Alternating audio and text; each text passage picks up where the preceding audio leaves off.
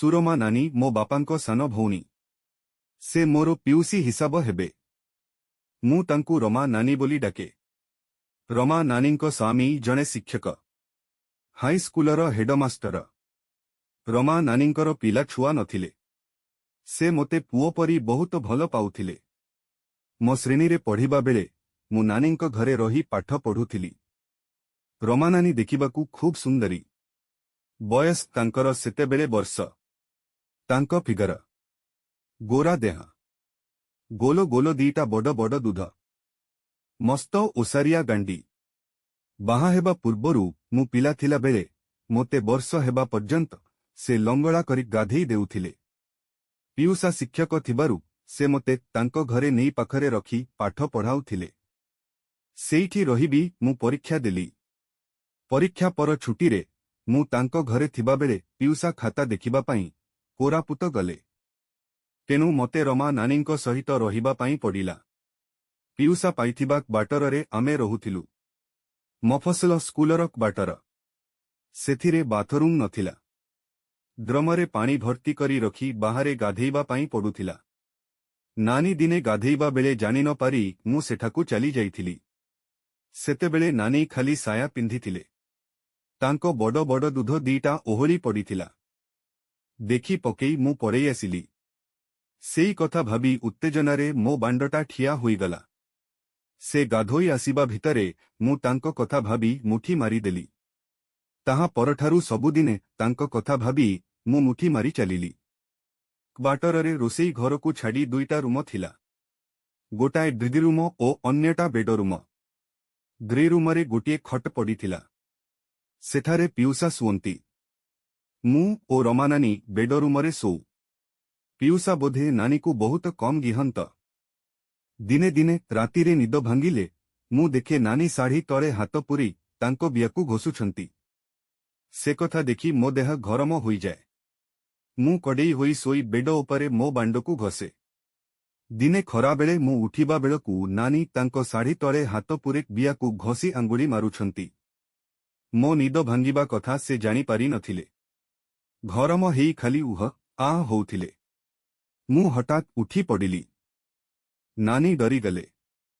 ମୁଁ ମନେ ମନେ ଭାବିଲି ନାନୀକି ଗେହିବା ପାଇଁ ଆଜି ବୋଧେ ଚାନ୍ସ ମିଳିବ। ନାନୀଙ୍କ ବିଆରୁ ରସ ବାହାରି ବେଡ ଓଦା ହୋଇଯାଇଥିଲା। ନ ଜାଣିଲା ଭଳି ମୁଁ ନାନୀକି ପଚାରିଲି, ନାନୀ, ବେଡରେ ପାଣି କେମିତି ଢାଳି ହେଲା? ନାନୀ ଲାଜେଇ ଗଲେ। କହିଲେ, ବେଡ୍ କେମିତି ଓଦା ହେଲା ରାତିକି କହିବି। ନାନୀ କଥା ଶୁଣି ମୋ ମନ ଖୁସି ହୋଇଗଲା। ସନ୍ଧ୍ୟାବେଳେ ଜଳଖିଆ ଖାଇସାରି ମୁଁ ଟି.ଭି. ଦେଖୁଥିଲି। This TV. ର ଷ୍ଟାର ଗୋଲ୍ଡ ଚ୍ୟାନେଲରେ ତୋବା ତୋବା ଫିଲ୍ମ ଚାଲୁଥିଲା। ନାନୀ ଆସି ଦେଖିଲେ ଓ କହିଲେ ଚ୍ୟାନେଲ ଚେଞ୍ଜ କର। ସେତେବେଳେ ଗୋଟାଏ ହଟ୍ ସିନ୍ ଚାଲିଥିଲା।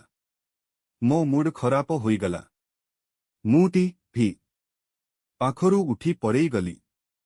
ମୁଁ ଗଲାପରେ ନାନୀ ସେଇ ଚ୍ୟାନେଲ ଲଗେଇ ହଟ୍ ସିନ୍ ଦେଖୁଥିଲେ। ତାଙ୍କ ବାଁ ହାତଟା ଶାଢ଼ୀ ଭିତରେ ପୂରେଇ ବିଆରେ ଆଙ୍ଗୁଳି ମାରୁଥିଲେ। ସେ ବିଆରେ ହାତ ମାରିବା ମୁଁ ଆଉଥରେ ଦେଖି ପକେଇଲି। ନାନୀ ଲାଜେଇ ଯାଇ ମୋତେ ଡାକି କହିଲେ, ଆ, ସାଙ୍ଗ ହେଇ ଦେଖିବା। ତାଙ୍କ ପାଖରେ ବସି ଦେଖିଲା ବେଳେ ବ୍ଲାଉଜ ଉପରୁ ତାଙ୍କ ଦୁଧକୁ ଦେଖି ମୁଁ ଧୀରେ ଧୀରେ ବାଣ୍ଡର ଖାଲି ହାତ ମାରୁଥିଲି। ନାନୀ ଦେଖି ପକେଇ କହିଲେ, କ'ଣ କରୁଛୁ କିରେ? ମୁଁ କହିଲି, କିଛି ନାହିଁ ତ। ନାନୀ ହସିଦେଇ କହିଲେ, ତୁ ଏକଥା ବି ଶିଖିଲୁଣି? ଆଗରୁ ଆଉ କାହା କାହା ସାଙ୍ଗର ସେକ୍ସ କରିଚଉ ନା କ'ଣ? ମୁଁ କହିଲି, ହଁ। ନାନୀ ପଚାରିଲେ, କାହା ସାଙ୍ଗରେ? ମୁଁ କହିଲି, ଖୁଡୀଙ୍କ ସାଙ୍ଗରେ ଥରେ କରିଥିଲି। ସେ ପଚାରିଲେ, ଭଲ କରି କରିଥିଲୁ ନା ନାହିଁ? ମୁଁ କହିଲି, ଥରେ ତ କରିଥିଲି। ମୋର ଏକ୍ସପେରିଏନ୍ସ ନାହିଁ। ନାନୀ କହିଲେ, ଆଜି ମୋତେ ଗେହି ତୋର ଏକ୍ସପେରିଏନ୍ସ କର।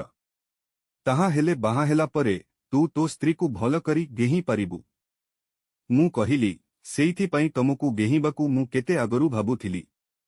କିନ୍ତୁ ମୋର ସାହସ ହେଉନଥିଲା। କାଳେ ତମେ ଖରାପ ଭାବିବ ବୋଲି ମୁଁ କହୁନଥିଲି। କିନ୍ତୁ ଆଜି ମୋ ମନ ଭାରି ଖୁସି ଯେ ମୁଁ ତମକୁ ଗେହିବି। ନାନୀ କହିଲା, ତୋ ପିଉସା ତ ମାସକୁ ଥରେ କି ଦିଥର ଅତି ବେଶୀ ହେଲେ 4 ଥର ଗେହୁଛନ୍ତି। ସେଇଥିପାଇଁ ମୋ ବିଆରେ ନିଆଁ ଜଳୁଛି। ସେଇ ନିଆଁ ଲିଭେଇବା ପାଇଁ ମୁଁ ମୋ ବିଆରେ ଆଙ୍ଗୁଳି, ବାଇଗଣ, ଗାଜର ପୁରଉଛି। ତଥାପି ବି ମୋ ବିଆର ନିଆଁ ଲିଭୁ ନାହିଁ। ଆଜିଠାରୁ ତୁ ମୋ ବିଆର ନିଆଁ ଲିଭେଇବୁ। ମୋ ବିଆକୁ ଆଜିଠାରୁ ମୁଁ ତୋ ନାଁରେ କରିଦେଲି। ତୋର ଯେତେବେଳେ ଇଚ୍ଛା ହବ ତୁ ସେତେବେଳେ ଗେହିବୁ। ତାହା ଛଡ଼ା ତ ତୁ ରାତିରେ ମୋ ପାଖରେ ଶୋଉଛୁ। ଆମେ ଡେଲି ଗିହାଁଗେହିଁ ହବା। ତୋ ପିଉସା ତାଙ୍କର ଗାଣ୍ଡି ମରାନ୍ତୁ। ସେ ସ୍କୁଲର ମାଡାମକୁ ଗେହିବାକୁ ଚାହୁଁଛନ୍ତି। ମୋତେ ଦିନେ ଗେହିଲା ବେଳେ ଏହି କଥାଟା ତାଙ୍କ ପାଟିରୁ ବାହାରିଗଲା। ସେହିଦିନଠାରୁ ମୁଁ ଆଉ ତାଙ୍କୁ ଗେହିବା ପାଇଁ ଦେଉନାହିଁ। ସେଦିନ ରାତିରେ ଖାଇସାରିବା ପରେ ନାନୀ ମୋତେ ଗୋଟେ ଗ୍ଲାସ କ୍ଷୀର ପିଇବା ପାଇଁ ଦେଲେ। ତା ସହିତ ଗୋଟାଏ ଟାବଲେଟ ଦେଇ କହିଲେ, କ୍ଷୀର ସହିତ ଏହି ଟାବଲେଟ ଖାଇଦେ, ଗେହିବା ପାଇଁ ବେଶୀ ବଳ ହେବ। ମୁଁ ଖୁସିରେ ଖାଇଦେଲି। ଅଧଘଣ୍ଟା ପରେ ମୋ ବାଣ୍ଡ ଲୁହାଛଡ଼ ପରି ପୂରା ଛିଡ଼ା ହୋଇଗଲା। ନାନୀ ଆସି ମୋ ପ୍ୟାଣ୍ଟକୁ ଖୋଲି ପକେଇଲା। ନାନୀ କହିଲା, ତୁ ମୋ ଶାଢ଼ୀ, ବ୍ଲାଉଜ ଆଉ ସାୟା ଖୋଲି ପକା। ମୁଁ ଆଗେ ନାନୀର ଶାଢ଼ୀ ଖୋଲି ତାପରେ ବ୍ଲାଉଜ ଖୋଲିଲି। ବ୍ଲାଉଜ ଖୋଲିଲା ବେଳେ ନାନୀର ନରମ ଦୁଧ ଦିଟା ଟିକିଏ ଓହଳି ପଡ଼ିଲା। ଦୁଧୁଣ୍ଡି ଦିଟା ମସ୍ତ ହେଇ ଠିଆ ହୋଇଥିଲା। ମୁଁ ଦୁଧୁଣ୍ଡିକି ହାତରେ ଧରିଦେଲି।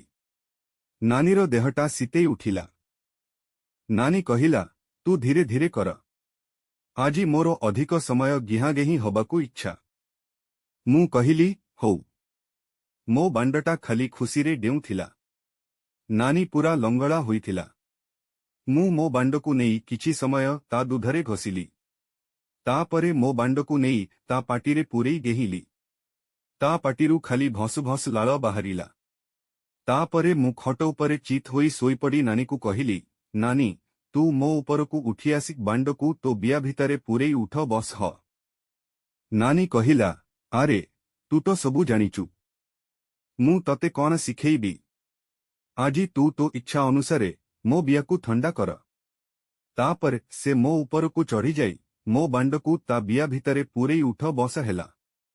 ମିନିଟ ଉଠ ବସ ହେଲା ପରେ ମୁଁ ତାଙ୍କୁ ଓଲଟେଇ ବେଡ଼ ଉପରେ ଶୁଆଇ ଗେହିଲି। ତାପରେ ଦୁହେଁ ବେଡ଼ରୁ ଉଠି ତଳକୁ ଗଲୁ। ବେଡ଼ ଉପରେ ହାତ ଭାରା ଦେଇ ନଇଁବା ପାଇଁ ନାନୀକୁ କହି ମୁଁ ତା ପଛ ପଟରୁ ବିଆ ଭିତରେ ବାଣ୍ଡକୁ ପୂରେଇ ଗେହିଲି। ମିନିଟ ଖଣ୍ଡେ ଗେହିବା ପରେ ନାନୀ ବିଆରୁ ଭସ୍ ଭସ୍ କରି ଖାଲି ଲାଳୁଆ ପାଣି ବୋହିଲା। ନାନୀ କହିଲା, ତୁ ଦିନରେ ମୋତେ ଯେଉଁ ପାଣି କଥା ପଚାରୁଥିଲୁ, ଏଇଟା ସେଇ ପାଣି। ଏମିତି ସବୁ ପୋଜ୍ ଚେଞ୍ଜ କରି 1.5 ଘଣ୍ଟା ଗେହିବା ପରେ ମୁଁ ଆଉ ସମ୍ଭାଳି ପାରିଲି ନାହିଁ। ମୋ ବାଣ୍ଡରୁ ପିଚ୍ ହୋଇ ବୀରର ନାନୀ ବିଆ ଭିତରକୁ ପିଚିକି ଗଲ। ନାନୀର ତ ପିଲା ହବାର ଚାନ୍ସ ନାହିଁ। ସେ ବାଞ୍ଝ। ତେଣୁ ତା ବିଆରେ ବୀର ଛାଡ଼ିବାରେ କିଛି ଟେନସନ ନାହିଁ। ପୂରା 2 ମିନିଟ କାଳ ମୋ ବାଣ୍ଡରୁ ସିର୍ ସିର୍ ହୋଇ ବୀରର ନାନୀ ବିଆ ଭିତରକୁ ବୋହିଗଲା। ମୁଁ ନାନୀକୁ କୁଣ୍ଢଇ ଧରି ତା ଦୁଧକୁ ଚୁଚୁମିବାରେ ଲାଗିଲି। ନାନୀ କହିଲା, ଆରେ, ତୋ ବାଣ୍ଡଟା ତ ତୋ ପିଉସାଙ୍କ ବାଣ୍ଡଠାରୁ ମସ୍ତ ହେଇଛି। ଆହୁରି ବି ତୁ ତୋ ପିଉସାଙ୍କ ଠାରୁ ମସ୍ତ ଗେହୁଁଛୁ। ଏଇ ମାସଟା ସାରା ତୁ ମୋ ପାଖରେ ରହିବୁ ଆଉ ମତେ ଡେଲି ଗେହିବୁ। ମୁଁ ତୋ ବାପାକୁ କହିଦେବି, ତୋ ପିଉସା ଆସିବା ପରେ ଯାଇ ତୁ ଘରକୁ ଯିବୁ। ତା ପରଦିନ ନାନୀ ବାପାଙ୍କ ପାଖକୁ ଫୋନ କରି କହିଲା। ବାପା ନାନୀଙ୍କ କଥାରେ ରାଜି ହୋଇଗଲେ। ପିଉସା ଖାତା ଦେଖିବା ପାଇଁ ଯାଇଗରେ ଅନୁପସ୍ଥିତ ଥିବା ମାସଟା ସାରା ମୁଁ ନାନୀ ପାଖରେ ରହିଲି। ମାସଟା ସାରା ଆମେ ନିର୍ଭୟରେ ଗିହାଁଗେହିଁ ହେଲୁ। ତାପରେ ଯେବେ ଇଚ୍ଛା ହୁଏ ମୁଁ ପିଉସାଙ୍କ ଘରକୁ ଯାଏ। ନାନୀ ମୋତେ ଦେଖି ଭାରି ଖୁସି ହୁଏ। ମୋତେ ଗେହିବା ପାଇଁ ଦେବାକୁ ସେ ମୋଟେ ମନା କରେନି। ଦିନେ 2 ଦିନ ରହି ମନ ଖୁସି କରି ନାନୀକୁ ଗେହିବା ପରେ ମୁଁ ଫେରି ଆସେ। ନାନୀ ବି ଖୁସି ହୁଏ। ଯଦି ଆପଣ ପ୍ରତିଦିନ ଏହି ପ୍ରକାରର କାହାଣୀ ଶୁଣିବାକୁ ପସନ୍ଦ କରନ୍ତି, ତେବେ ଭିଡିଓକୁ ଲାଇକ୍ କରନ୍ତୁ ଏବଂ ଚ୍ୟାନେଲକୁ ସବସ୍କ୍ରାଇବ କରନ୍ତୁ, ଯାହାଦ୍ୱାରା ଆପଣ ପ୍ରଥମେ ନୂଆ କାହାଣୀ ପାଇବେ।